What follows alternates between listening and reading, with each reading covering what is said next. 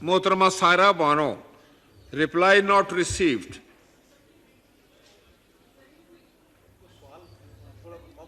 जी सायरा बानो साहिबा। माइक। जी सर, ये कोई इतना मुश्किल सवाल तो नहीं था जिसका जवाब नहीं आया। मतलब इसको कहाँ से खोजना था? आप ठीक कह रही हैं। पीएम कि साहब, हमने पहले भी इस पे रूलिंग दी थी कि अगर किसी मिनिस्ट्री से कोई सवाल का जवाब नहीं आया तो उसका रीजन होना चाहिए। पीएम साहब, अस्सलाम वालेकुम। ये आपके वुज़रा बिल्कुल भी काम नहीं कर रहे।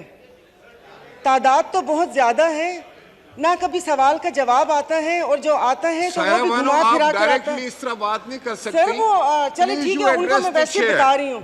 सर वो आज हैं तो मैं उनको बता रही हूँ। आपका क्वेश्चन है, उनके वुज़रा काम नहीं कर रहे। देखिए एक तरीकाकार है ना, आप एक सवालों का जवाब नहीं आप आया। मुझसे डायरेक्ट बात करें, मुझे एड्रेस करें, आप क्रॉस टॉक नहीं कर सकते। सवालों के जवाब नहीं आते पूरे। जी आप तशरीफ रखें।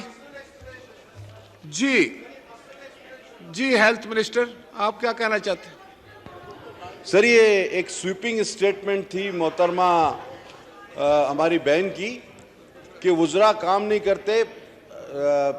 मैं सर इतना कहना चाहूँगा कि ये अब 4 साल जिस तरह गुजरे थे और जितना एतराज़ उन नाकारा लोगों पे उठाया गया, और अल्लाह का शुक्र है अगर बारी बारी मिनिस्ट्री की बात की जाए तो मुझे आप वक्त दें कि जो 4 साल में अवामी मसाइल के वो अवामी जो मसाइल बने वो जिस तरह इन चंद माह में हमने हल किए हैं, तो मैं आपको पूरी बात बता सकता हूँ। और सर एक बात और, मैंने पहले भी ये बात की थी, आपने वुज़रा सबका नाम लिया तो लेट मी एक्सप्लेन। वुज़रा एक स्वीपिंग स्टेटमेंट है सर। मैं आज अपनी बात फिर दोहरा रहा हूँ। मैंने पहले कहा था कि सर अल्लाह का शुक्र है, नहीं सवाल का जवाब जरूर आना चाहिए, लेकिन मैं सर आपके तवज्जुह से बात करूंगा। मैं असेंबली के कायदे कानून को जागते हुए मैं अपने आप को जाती उजागर करने के लिए किसी शख्स को मुखातिब नहीं करूंगा। मैं असेंबली के कायदे कानून को मद्देनजर रखते हुए आपके तवज्जुह से बात करूंगा। सर मैंने पहले भी उस दिन अर्ज की कि मुझे बड़ी खुशी होती है कि हमारी वजह से, हमारी अदम एतमाद की वजह से आज हमारी उन बेंचों से उन लोगों के जज्बात और उनका जो टैलेंट है वो उभर कर सामने आ रहा है, और फनकाराना टैलेंट सामने आ रहा है, तकारीर आ रही हैं। वरना हमारे ये साथी पॉइंट ऑफ ऑर्डर से शुरू होकर वहीं ख़त्म हो जाते थे, कोई किसी को बात करने का मौका नहीं मिलता था। तो जब आपको अपने ख्यालात का इज़हार करने का, अपनी टैलेंट दिखाने का, पूरा छुपे हुए टैलेंट दिखाने का पूरा मौका मिल रहा है, तो मेहरबानी करके उसको पॉजिटिव वे में ले जाएं, स्वीपिंग स्टेटमेंट्स ना दें। वरना हमें भी मौका दें कि वो 4 साल में क्या था, आपने क्या किया, हमने इन चंद माह में क्या किया, हम भी बताते हैं आपको। शुक्रिया sir. Next is mister Salauddin again. जी सलाउद्दीन साहब प्लीज। सवाल नंबर 125। जी आप तशरीफ रखें, उसका जवाब हमने मांग लिया। जी सवाल नंबर 125। आंसर भी taken as read. Supplementary please. जनाब स्पीकर, मैंने पॉवर्टी एलिवेशन मिनिस्ट्री से गुर्बत की सतह का अंदाजा करने के लिए जो उसने गुर्बत का स्कोर कार्ड, घरानों की साइज, तालीम की सतह और रोजगार की सूरत-हाल, माजूरी, असासाजात वगैरह मालूमात के लिए ये मालूम किया था कि ऐसी कौन सी फर्म है जिनको के ये जिम्मेदारी सौंपी थी हमारी हुकूमत ने। 2010 से 10-11 से ये काम शुरू हुआ। मुख्तलिफ फर्में हैं, तकरीबन 7 फर्में हैं जिन्हें ये काम सौंपा गया पॉवर्टी एलिवेशन मिनिस्ट्री की तरफ से, और करोड़ रुपया इन फर्मों को दिया गया। मैं ये जानना चाहता हूं कि जो जिम्मेदारी इन फर्म्स को दी गई थी, क्या हमारी वजारत पॉवर्टी एलिवेशन समझती है कि वो जिम्मेदारी इन फर्म ने पूरी की? जो डेटा मांगा गया था घरानों के हवाले से, वो डेटा इन्होंने पूरा जमा किया?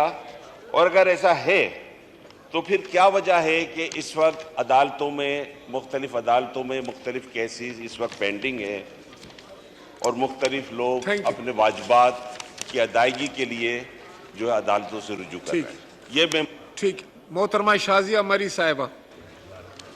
बहुत शुक्रिया सर। एक तो मैं इंतजार कर रही थी कि as per rules question number बोला जाए, तो जी।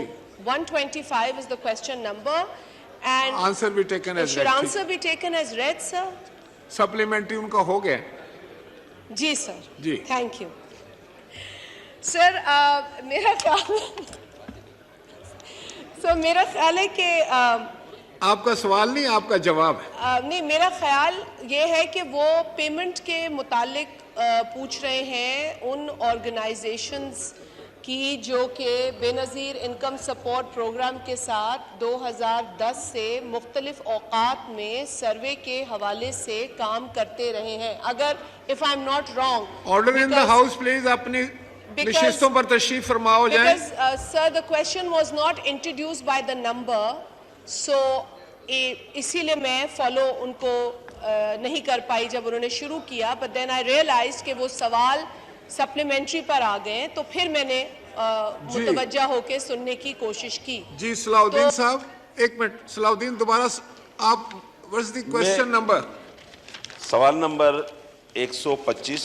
आंसर भी टेकन एज रेड, सप्लीमेंट्री करें। और मैंने अपने स्पेसिफिक क्वेश्चन, मैंने आस्क स्पेसिफिक क्वेश्चन। मैंने अपने ज़िमनी सवाल में यही पूछा था कि जो जिम्मेदारी इन कंपनीज को, जो 7 फर्म है बताई गई हैं जिनको दी गई थी, आया उन्होंने अपनी जिम्मेदारी पूरी की? उनकी जो कारकर्दगी थी सही रही? और अगर नहीं तो फिर वो केसेस जो उनके खिलाफ पेंडिंग है कोर्टों में, वो क्या उसकी सूरत हाल है? जी शाजिया मरी। जी सर, इनका सवाल जो था वो 2 हिस्सों में था, और सवाल का एक हिस्सा जो था वो ये पूछा गया था कि बेनज़ीर इनकम सपोर्ट प्रोग्राम की जो नेशनल सोशो इकोनॉमिक रजिस्ट्री है उसे किस तरीके से कैलकुलेट किया जाता है, उसके अंदर जो लोग शामिल होते हैं और फिर जो गुर्बत के एतबार से उनका सोशो इकोनॉमिक स्टेटस है वो कैसे असेस किया जाता है। और उसका दूसरा हिस्सा सर वो पर्टेन करता है उन ऑर्गेनाइजेशन से जिनकी मदद से नेशनल जो हमारी सोशो इकोनॉमिक रजिस्ट्री है उसको बिल्डअप किया गया है। सर, ये तफसील ऑनरेबल मेंबर को फराहम की गई है उनकी पेमेंट्स के हवाले से। मैं थोड़ा सा क्योंकि बैकग्राउंड बताना ज़रूरी समझती हूँ। इसमें यह है कि जो ऑनरेबल मेंबर का स्पेसिफिक क्वेश्चन ये है कि ये जो फर्म्स हार हुई हैं उन्होंने अपनी जिम्मेदारी पूरी की या न की? जी सर, उनकी जो जिम्मेदारियां, पहले मैं वो बता दूं कि उनकी जिम्मेदारियां क्या है।